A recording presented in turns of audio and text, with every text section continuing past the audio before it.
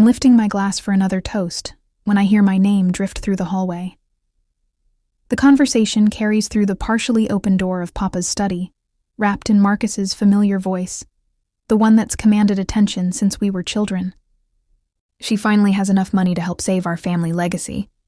His words slam into me like a freight train derailing. That promotion couldn't have come at a better time. The irony tastes bitter in my mouth. Papa's deeper voice follows, measured and calculated as always. Before I share what came next, the choices I made, the truths I uncovered, I want to know where you're watching from. Please, hit subscribe and leave a comment with your city. Your stories, your voices, they matter. And if you've ever felt trapped in a love that turned into something else entirely, maybe my story will feel familiar. Let's not rush this. Elena's always been cautious with her finances. We've been discussing this for weeks, Mama interjects, her tone carrying that edge of impatience I know so well. The vineyard needs that investment now, not when she's ready. The wine glass slips from my fingers, shattering against the hardwood floor of the dining room. Sangiovese splashes across my cream slacks and pools around the broken crystal, our family vineyard's signature vintage, now soaking into the centuries-old oak planks my great-grandfather Enzo installed with his own weathered hands. I stand frozen as the realization washes over me like ice water. This celebration dinner, supposedly to honor my promotion at Sterling Architecture, was actually staged, orchestrated. A performance designed to soften me up for the kill. They've been planning to ask for my money. No, not ask. Expect. My hand trembles as I bend to collect the larger shards of glass. The cut on my finger barely registers as I try to process what I've just heard. $100,000. The exact amount I've saved for my cabin near Yosemite, my escape, my sanctuary, my future. When I was 12, I'd begged Papa to teach me about wine production alongside Marcus. I remember trailing after them toward the fermentation room, my notebook clutched in my small hands, pages filled with questions I'd researched at the library. "Elena," Papa had called over his shoulder without breaking stride, "your mother needs help in the kitchen. This is men's work." I'd watched from the window as he showed Marcus how to test the grapes, how to sense when they were ready for harvest, how to read the subtle signs in the leaves that spoke of sugar content and acidity levels.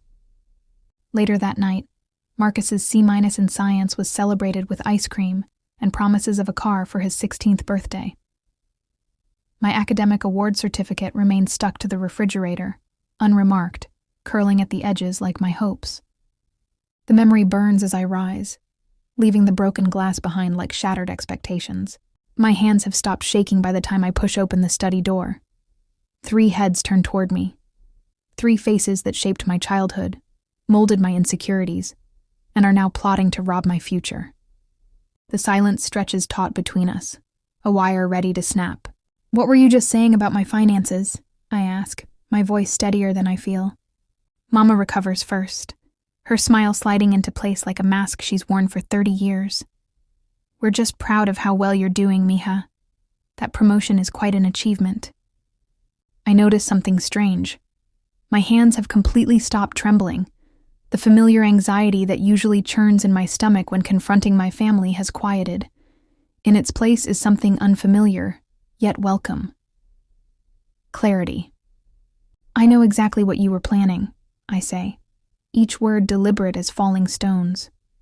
"You've been discussing how to get my money for weeks, for Marcus's tasting room." Mama's smile falters like a candle in wind. Papa's chair creaks as he straightens, his silver mustache twitching. "Your brother has put his whole life into this vineyard, mija. The Castellano name means something in this valley because of his dedication." Marcus leans against the mahogany desk, arms crossed, wearing that expression of entitled confidence that's carried him through 3 decades of being the chosen one. "This isn't just about me. It's about our family legacy. The tasting room expansion could double our revenue." I calculate quickly in my head. 6 years of careful saving, working weekends, taking on additional projects while my colleagues went to happy hours and vacations. 6 years of independence sacrificed for a brother who's never sacrificed anything for anyone but himself. That money is for my cabin, I say, my investment in my future. Mama's lips press into a thin line, the way they did when I was 8, and refuse to give up my birthday money to help pay for Marcus's baseball camp. So you'd put a vacation home above family? It's not a vacation home. It's my future. I meet each of their eyes in turn, surprised by the steadiness in my own voice. And this isn't about family. It's about bailing out Marcus. Again. Papa's face reddens like aged wine. You've always been selfish, Elena. Always thinking about yourself instead of what this family has given you. The accusation hangs in the air between us, heavy with 30 years of accumulated resentment and manipulation. What this family has given me. Recognition that always came with conditions. Support that was never quite equal to what Marcus received. Love that felt earned rather than given, parceled out in small doses when I performed to their satisfaction.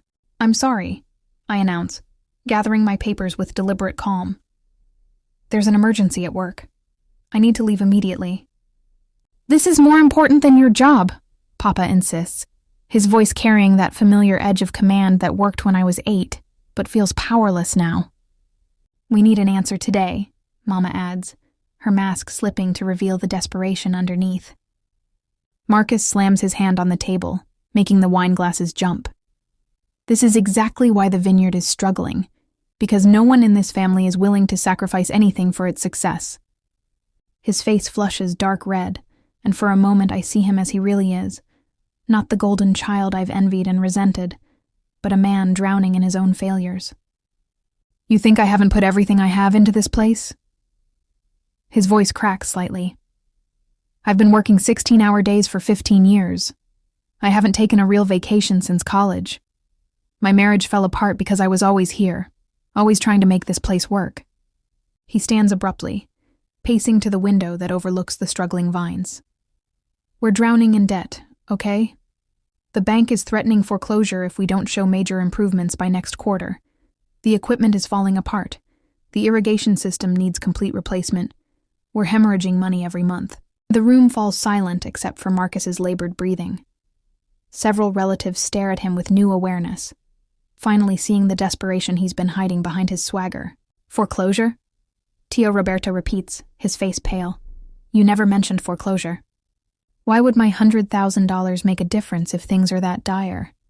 I ask quietly, though I already know the answer. Marcus doesn't respond immediately. He stares out at the vineyard that's been his prison for 15 years, his shoulders sagging with the weight of expectations he could never meet. Because it buys us time, he finally admits, his voice barely above a whisper. Time to find other investors. Time to prove the tasting room concept works. Time to save what's left of our family's legacy. Or time to lose my money along with everyone else's, I say, not unkindly. The question hangs in the air between us, heavy with implications none of us want to face.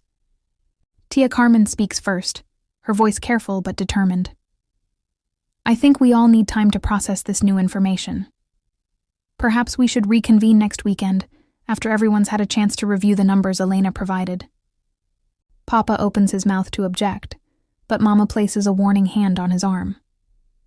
That's reasonable, she says, though her eyes flash with frustration and barely contained anger. We'll meet here at the vineyard next Saturday for a final decision. As I gather my papers, I catch Abuela watching me with an expression I can't quite read. Her weathered face is thoughtful, and she gives me a single, almost imperceptible nod, whether of approval or understanding I can't tell. I walk out of the tasting room with my head high, the knowledge of my scheduled cabin closing next Friday carrying me forward like a secret strength. The final confrontation comes the following Saturday, but not in the way anyone expected. I arrive at the vineyard an hour early, wanting to see the place clearly before the family circus begins. The morning sun slants through the vine rows, highlighting the brown edges of leaves that should still be green in early October. The irrigation lines sag in places, and I can see rust streaking down the fermentation tanks through the open barn doors. This isn't just financial mismanagement. It's years of deferred maintenance and wishful thinking catching up all at once.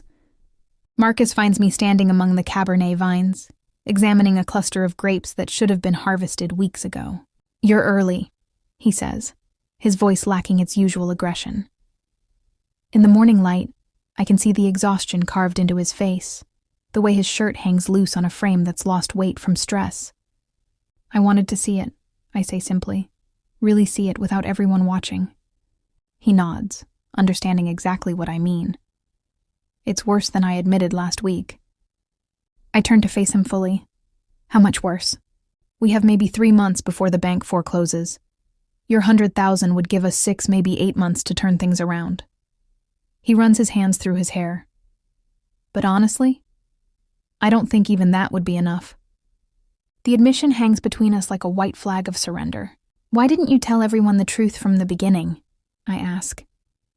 "Because I'm 35 years old, and I've never succeeded at anything in my life without Papa's help, or Mama's connections, or the family name opening doors." His voice cracks slightly. "This vineyard was supposed to be my chance to prove I wasn't just the son who got everything handed to him." I stare at him. This brother I've resented for 3 decades, and realize we've both been prisoners of the same family mythology. Him elevated to heights he never wanted, me diminished to make room for his supposed greatness. "What do you actually want, Marcus? Not what Papa wants or what the family expects. What do you want?" He's quiet for so long, I think he won't answer. Then, "I want to teach high school agriculture. I applied for a position at the county extension office last month." He looks at me with something that might be shame. "I never told anyone because everyone expects me to save the family legacy." "What about the vineyard?" "Sell it. Use the money to pay off the debts and give everyone back what they invested." He kicks at a clump of dirt. "There are 3 developers interested in the land. They'd preserve some of the historic buildings, maybe keep a few acres of vines for show." I feel something shift in my chest. Not relief exactly, but a loosening of knots I didn't know were there. That's not what Papa wants to hear. Papa wants to hear that his son is a successful vintner carrying on 4 generations of tradition. Reality doesn't factor into it. Marcus looks back toward the house where our family is probably gathering for what they think will be my capitulation. "What about you? What do you actually want?" "I want my cabin.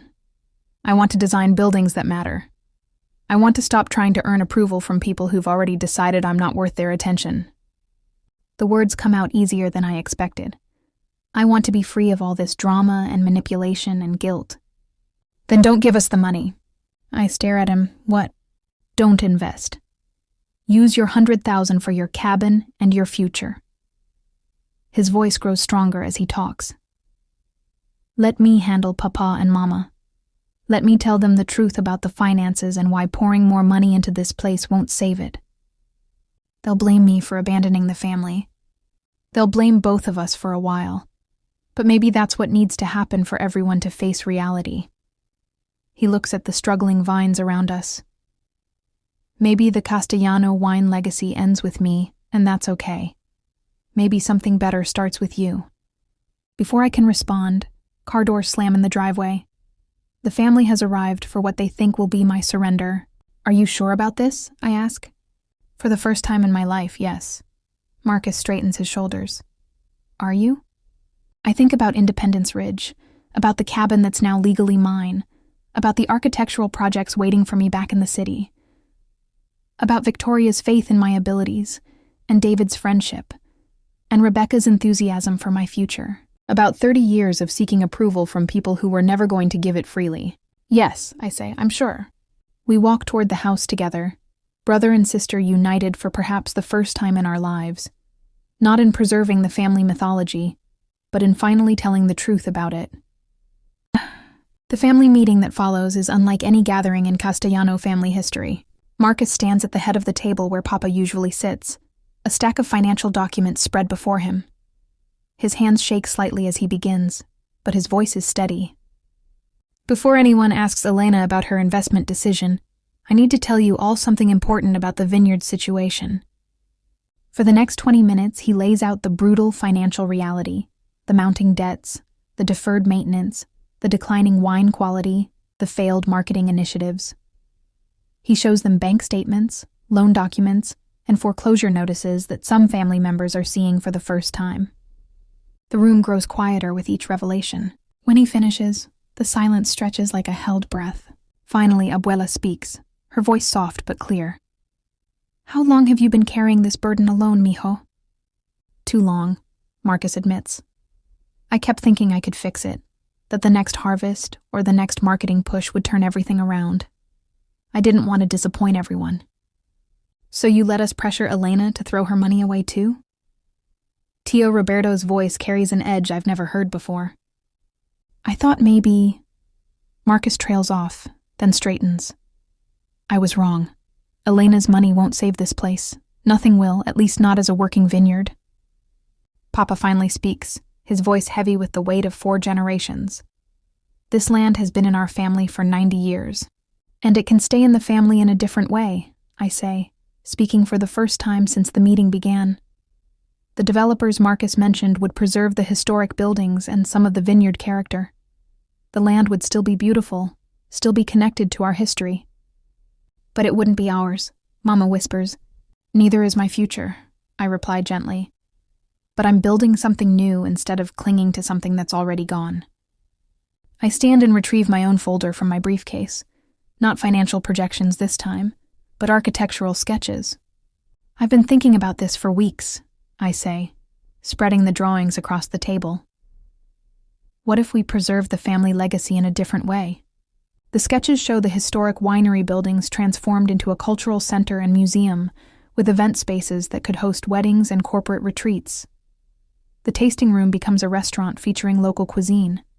Some vine rows remain for historical context, but the bulk of the land becomes sustainable housing designed to complement the valley's natural beauty.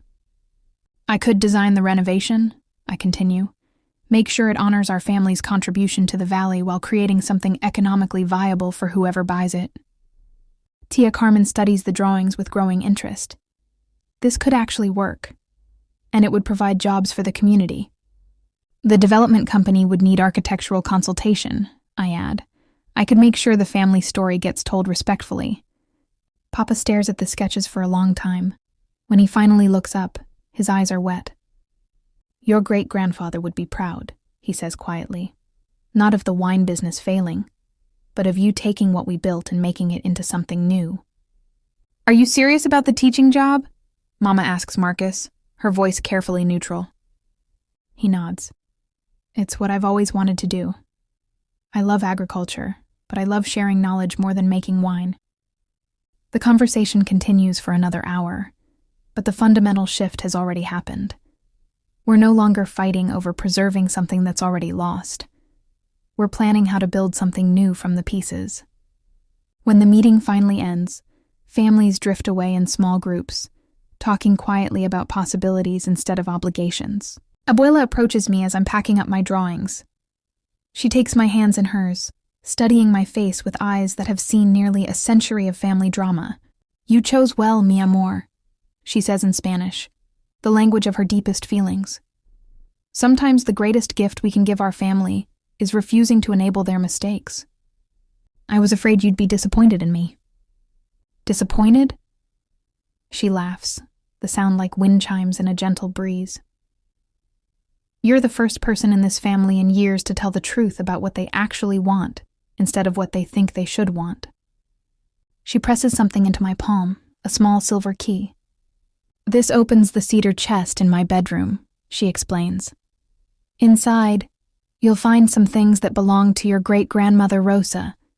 She was an artist, you know, before she married into the wine business. She would have understood your choice." That evening, as sunset paints the vineyard in shades of gold and amber, I drive away from the Castellano family property for what might be the last time. In my rearview mirror, I watch Marcus and Papa walking through the vine rows together, talking with an honesty I've never seen between them. My phone buzzes with a text from Victoria. "How did it go? Still planning to be at work Monday, or are you running away to join the circus?" I smile as I type back. "No circus, just freedom. See you Monday." Another text comes in, this one from David. Heard through the office grapevine that you closed on your cabin yesterday. Housewarming party soon? Absolutely. Buy OB, and I don't mean wine. The drive back to the city takes me past the turnoff to Independence Ridge. Instead of continuing toward my apartment, I take the winding road up into the mountains, toward my cabin nestled among the pines. The key turns smoothly in the lock. My lock. In my door. Of my house built with my money. I step inside and breathe in the scent of pine and new beginnings.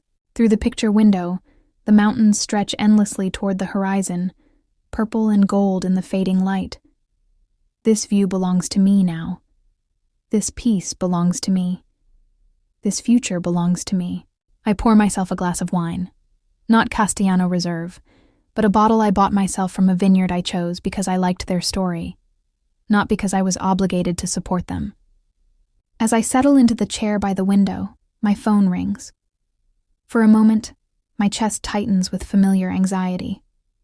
More family drama, more guilt trips, more attempts to drag me back into their orbit. But it's Rebecca, my real estate agent. Elena, how does it feel to be a property owner? Like I can finally breathe, I say, surprised by the truth of it. Well, get ready to breathe even deeper. I just heard from the county planning office about that sustainable housing development you mentioned. They're looking for an architect with your exact specialties. The project would be right here in Oakhurst. Affordable housing that works with the natural landscape instead of against it. My heart skips. Are you serious? Dead serious. I may have mentioned your name and your vision for environmentally conscious design. They want to meet with you next week. After we hang up, I sit in the gathering darkness of my new home, watching the first stars appear above the mountain peaks. The irony isn't lost on me. In refusing to invest in my family's failing legacy, I might have found the opportunity to create something entirely new. My phone buzzes with one more message, this one from Marcus. Talked to Papa for 3 hours after you left. First real conversation we've had in years. Thank you for giving us permission to tell the truth. The teaching position starts in January. I smile as I type back, proud of you for choosing your own path. Maybe we can actually be brother and sister now instead of competitors for parental approval. His response comes quickly. I'd like that. Can I visit your cabin sometime? I promise not to bring any business proposals. Bring your girlfriend instead. I'd love to meet her. How did you know about Sophia? I didn't. But I figured anyone brave enough to date you during the vineyard crisis deserves my respect. A string of laughing emojis follows, and I realize this might be the first genuinely playful conversation my brother and I have ever had. 3 months later, I'm standing in the conference room at Sterling Architecture, presenting my proposal for the Oakhurst Sustainable Community to a room full of county officials, environmental activists, and potential investors. The project is ambitious. 50 units of affordable housing designed to blend seamlessly with the forest landscape, powered by solar energy, and incorporating rainwater collection systems. Each home will have a small garden plot, and the community center will feature local artists and craftspeople. The goal isn't just to provide housing, I explain, clicking through architectural renderings that show homes nestled among existing trees rather than clearing them away. It's to create a community that enhances the natural environment while providing genuine economic opportunity for local residents.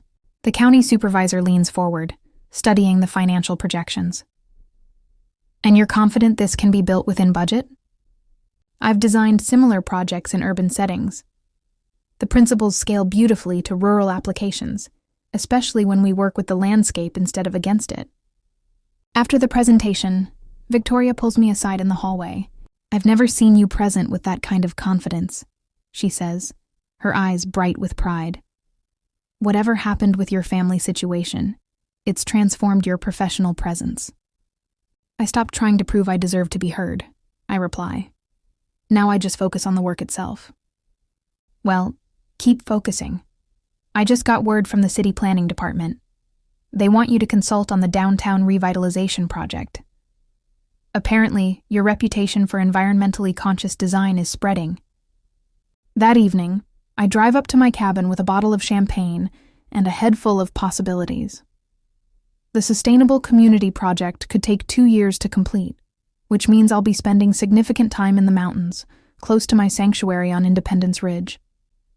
As I unlock my front door, I notice fresh tire tracks in the gravel driveway. On my kitchen counter, I find a handwritten note. Elena, hope you don't mind that I used the spare key. Left something for you in the bedroom. Abuela. In my bedroom, I find the cedar chest she mentioned, along with another note.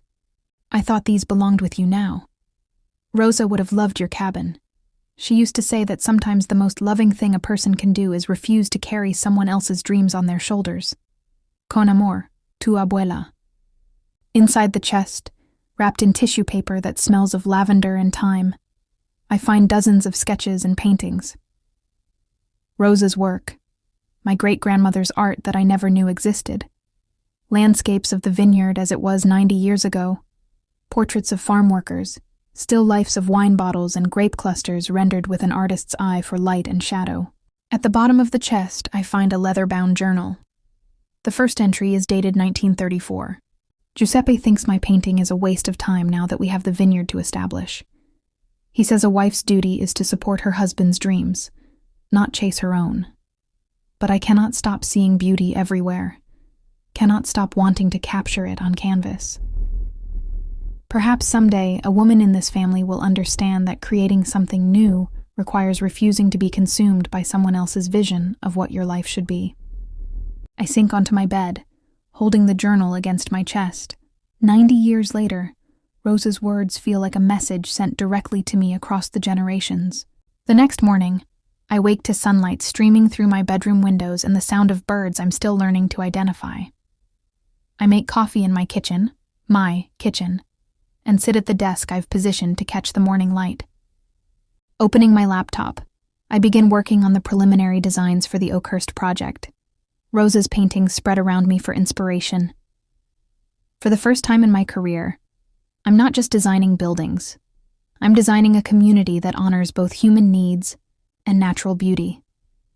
My phone rings around 9. Papa's name appears on the screen, and I feel the familiar tightness in my chest. But when I answer, his voice carries none of the old commanding tone. Elena, I hope I'm not calling too early. Not at all. I'm an early riser now that I live in the mountains. Good. He pauses, and I can hear him gathering his thoughts.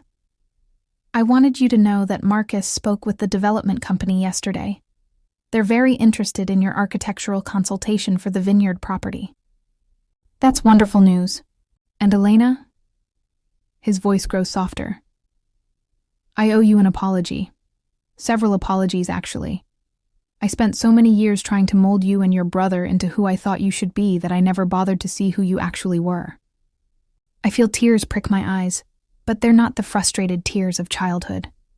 These feel cleaner somehow, like rain after a long drought. You were protecting something you loved, I say. The vineyard, the family legacy. I understand that now.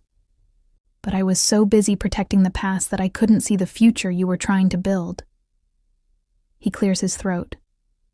Marcus showed me the drawings you made for the vineyard redevelopment. They're beautiful, mija. You found a way to honor our history while creating something entirely new. I learned from the best, I say, meaning it. You taught me about legacy and tradition. I just applied those lessons differently than you expected. After we hang up, I sit on my deck with my second cup of coffee, watching clouds move across the mountain peaks. The view changes constantly. Different light, different weather, different seasons creating an ever-shifting masterpiece that belongs to no one and everyone simultaneously. My laptop chimes with an incoming email. The county supervisor's name appears in my inbox, and my heart skips as I read. Ms. Castellano, the Planning Committee has voted unanimously to approve your proposal for the Oakhurst Sustainable Community. Congratulations. We'd like to schedule a meeting next week to discuss timeline and budget. This project has the potential to serve as a model for rural development throughout California. We're honored to work with you. I set the laptop aside and walk to the edge of my deck, looking out at the forest that surrounds my home. 6 months ago, I was trapped in a web of family expectations and financial manipulation, fighting for recognition from people who would never see my true worth. Now I'm designing the future I want to live in, quite literally building the world I envision. My phone buzzes with a text from Marcus.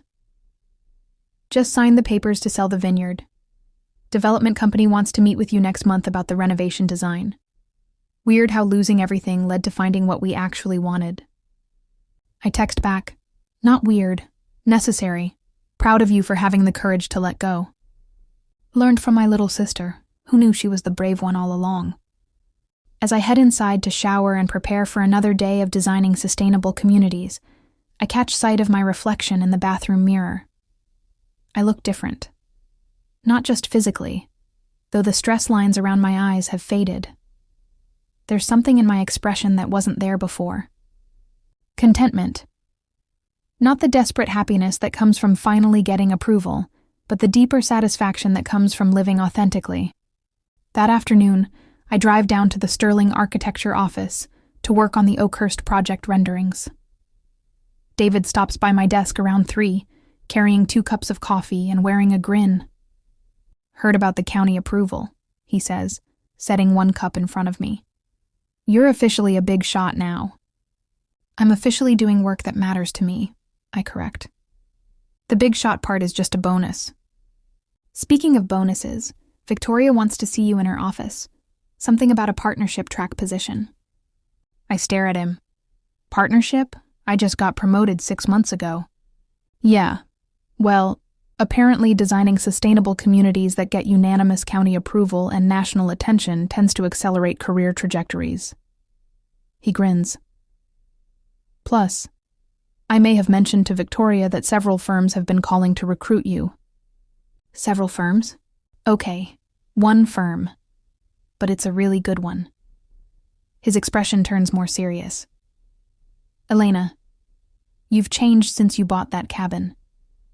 You present differently, you design differently, you carry yourself differently. It's like you finally figured out who you are when no one else is watching. In Victoria's office, the conversation confirms what David hinted at.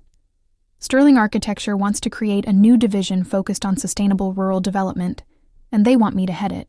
You'd have creative control over project selection, team building, and design philosophy, Victoria explains. Essentially, you'd be building the kind of architectural practice you want to work for. The offer includes a salary increase that would allow me to pay off my cabin years early, stock options that could provide long-term financial security, and the freedom to choose projects that align with my values rather than just my billable hours. I need to think about it, I say, though my heart is already answering yes. Of course. Take all the time you need. Victoria's smile suggests she already knows my decision. Just remember, opportunities like this don't come along often. But then again, architects like you don't come along often either. That weekend, I host my first dinner party at the cabin.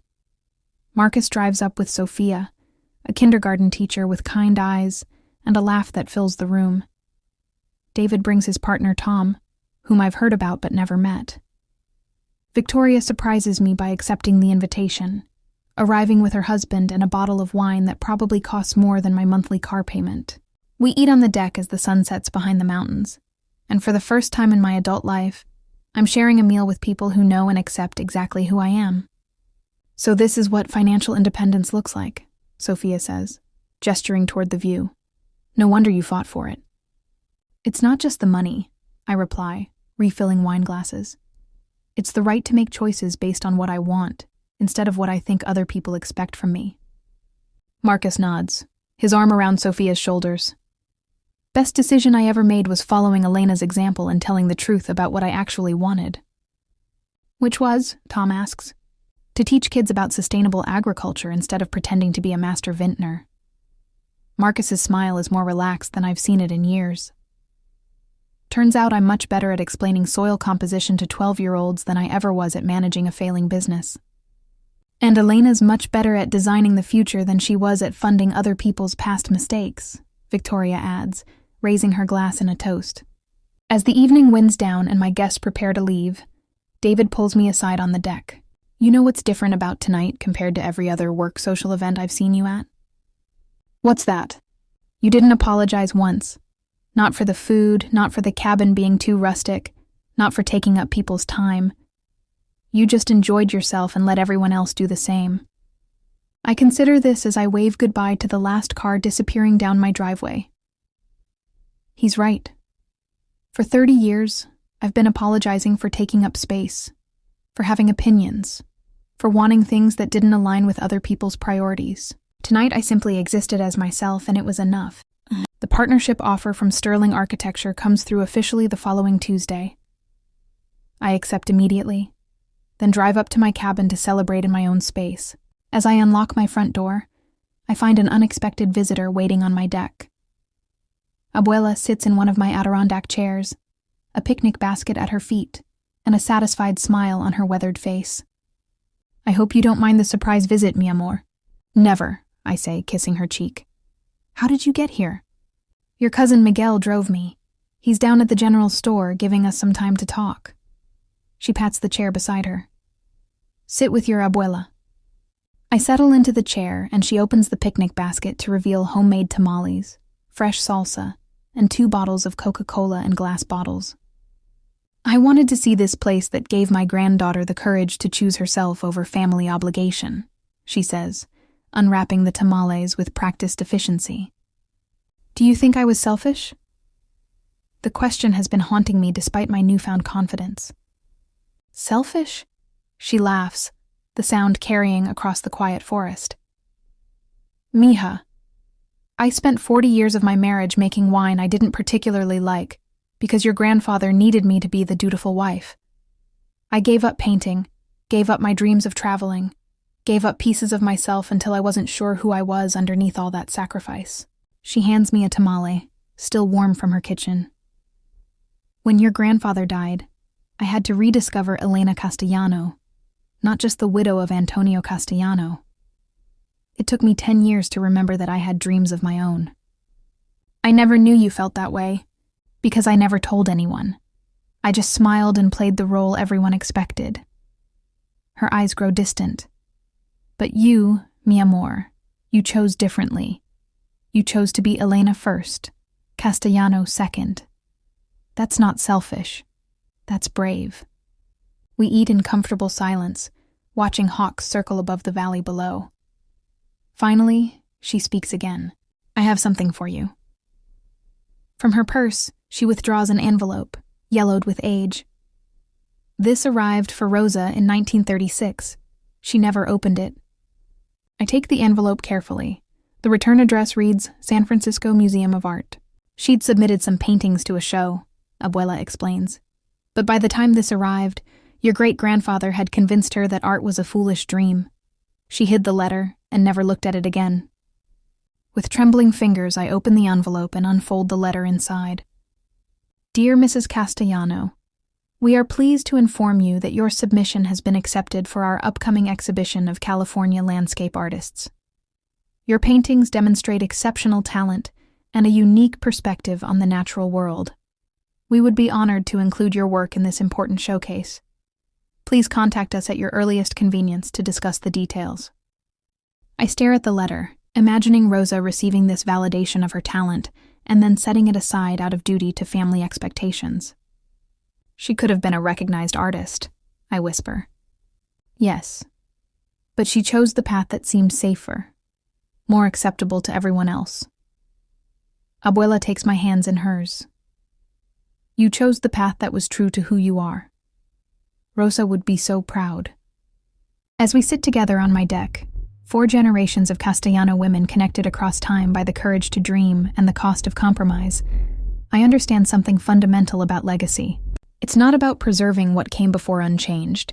It's about taking the best of what we inherit, the love, the resilience, the creative spirit, and using it to build something authentically our own. 6 months later, I'm standing in the community center of the newly completed Oakhurst Sustainable Community, surrounded by the families who will call this place home. The grand opening celebration fills the space with children's laughter, the aroma of local food vendors, and the satisfaction of work that matters. The homes are beautiful, each one unique, designed to complement the natural landscape while providing modern comfort and energy efficiency. Solar panels gleam on rooftops, gardens flourish in shared spaces, and the community workshop buzzes with residents learning sustainable living skills. Marcus approaches, wearing his new county extension agent uniform and carrying his 6-month-old daughter, Isabella. "She loves the community gardens," he says, bouncing the baby gently. "Sophia thinks we should move here when our lease is up." "There's a unit coming available next month," I offer. "The school district here is supposed to be excellent." "From your lips to Sophia's ears," he laughs. "She's already researching the kindergarten program." Victoria appears at my elbow, tablet in hand, and that gleam in her eye that means new opportunities. "The State Housing Authority wants to meet with you next week," she says without preamble. "They're interested in replicating this model in 5 other rural communities." 5 communities? To start. If the pilot program succeeds, we could be looking at a statewide initiative. Victoria's excitement is infectious. "Elena, you're not just designing buildings anymore. You're designing the future of sustainable rural living." I look around the community center, watching families explore their new neighborhood, and feel a profound sense of completion.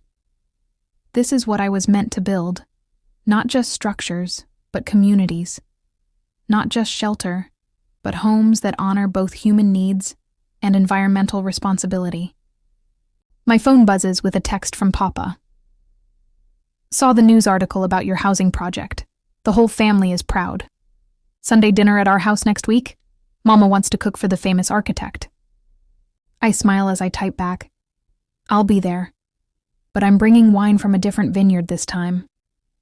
"As long as you bring yourself, mija, that's all that matters." As the celebration continues around me, I step outside onto the community center's deck, looking out at the homes nestled among the trees. Each one represents a family's fresh start, a chance to build something new while honoring what came before.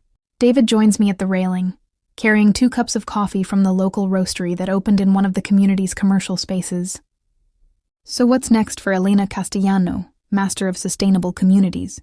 he asks. "Whatever comes next," I reply, accepting the coffee gratefully. For the first time in my life, I'm not trying to prove anything to anyone. I'm just following where the work leads. And where's that? I think about the State Housing Initiative, about the vineyard renovation project that's starting construction next month, about the teaching position I've been offered at the State University's architecture program.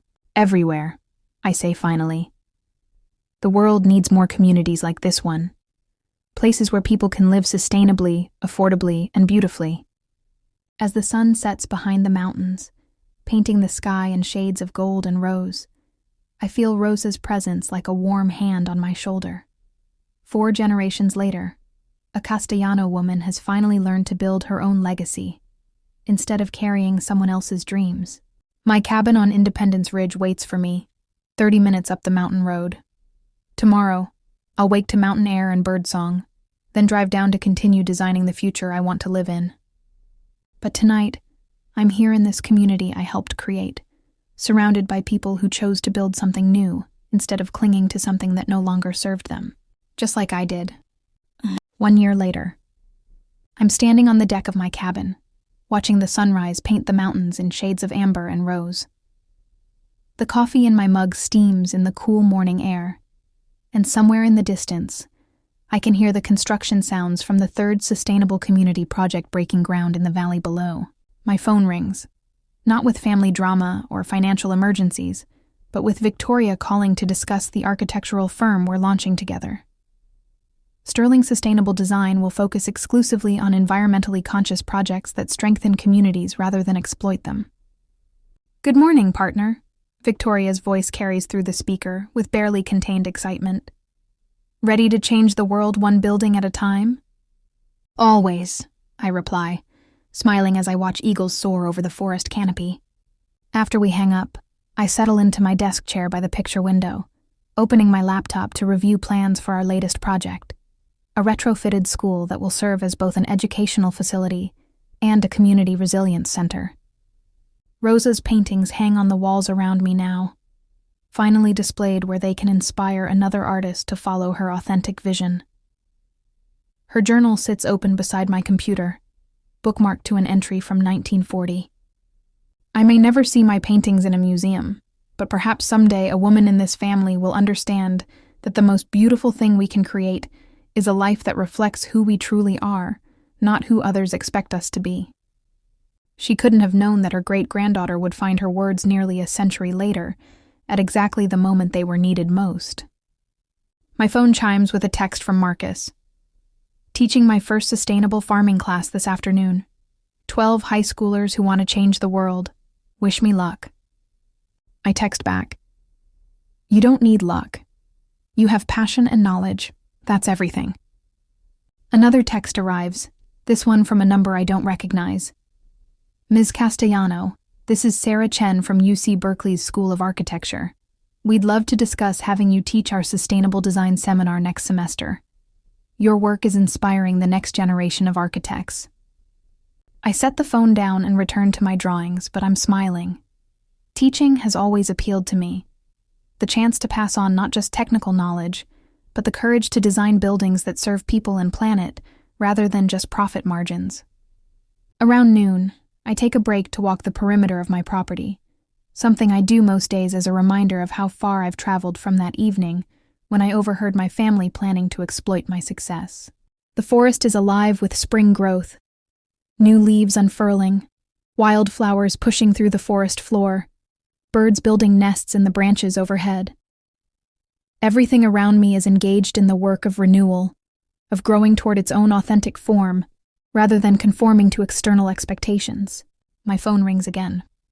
This time it's Abuela, calling from her own small apartment in town, the place she moved to after deciding she'd spent enough years maintaining the family homestead for everyone else's benefit. Elena, mi amor, I have news. Good news, I hope. The best kind. I've been accepted into that painting class at the community college. At 88, I'm finally going to learn to paint properly. Abuela, that's wonderful. Rose's paintings inspired me. Better late than never, verdad? After we hang up, I sit on my deck steps, overwhelmed by the beauty of it all. 4 generations of women finally learning to prioritize their own dreams, each in her own time and way. The afternoon brings a visit from Rebecca, my real estate agent, who's become a genuine friend over the past year. She arrives with a bottle of local wine and news about the land conservation trust we've been discussing. The county approved the proposal, she announces, settling into one of my Adirondack chairs. Independence Ridge will be protected in perpetuity. No development except what's already here. I feel tears prick my eyes. My sanctuary will remain wild and free, available for future generations who need a place to discover their own authentic paths. There's more, Rebecca continues, her eyes bright with excitement. The State Park Service wants to create a trail system connecting all the sustainable communities you've designed.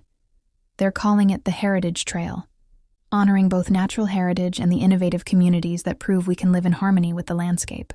As the sun sets behind the mountains, I pour myself a glass of wine. Not Castellano Reserve, but a bottle from a small winery run by 2 women who left corporate careers to follow their passion for sustainable viticulture. I raise my glass to the mountains, to Rosa's memory, to the family who finally learned to love me for who I am, rather than who they wanted me to be. Most of all, I toast to the courage it takes to build your own legacy instead of carrying someone else's dreams on your shoulders. Tomorrow, I'll wake to mountain air and birdsong, then drive down to continue designing communities that honor both human needs and natural beauty. I'll teach students who want to change the world through sustainable architecture. I'll visit family members who've learned to support each other's authentic dreams instead of enforcing inherited expectations. But tonight, I'm simply Elena. Not Elena who disappointed her family, or Elena who proved them wrong, but Elena who chose herself and found that it was enough. The mountains stand eternal around my small cabin, witnesses to one woman's journey from people-pleasing to authentic living. In their shadow, I've built not just a home, but a life that reflects who I truly am. And that, I've learned, is the most beautiful architecture of all.